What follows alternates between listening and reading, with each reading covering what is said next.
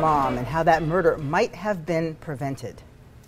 Leonard Ray Woods has now formally been charged with murder, accused of stabbing his longtime girlfriend to death Wednesday night in front of a Walgreens and in front of her teenage daughter. Contact 13 Chief Investigator Darcy Spears found a devastating detail about Woods' recent criminal record that suggests the murder might have been prevented. And Darcy, you had some pretty tough questions today for the DA.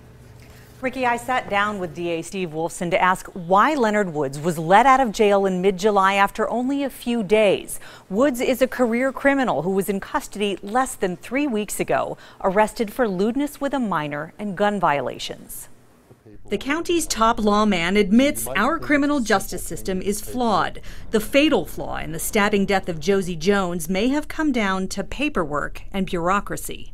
In this case, Mr. Woods, in hindsight, could have been kept in jail, perhaps should have been kept in jail, but under the policies and procedures and under the law, we couldn't keep him in jail because we couldn't prove those first charges that he was arrested for. So a tragedy occurred. The charges Woods was arrested for on July 17th were open or gross lewdness with a minor, having a gun with altered or removed serial number, and possession of a firearm by a prohibited person. Because he's an ex-felon out of California.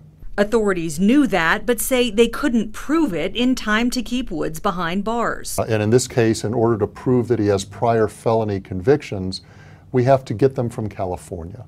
And that oftentimes takes weeks or months.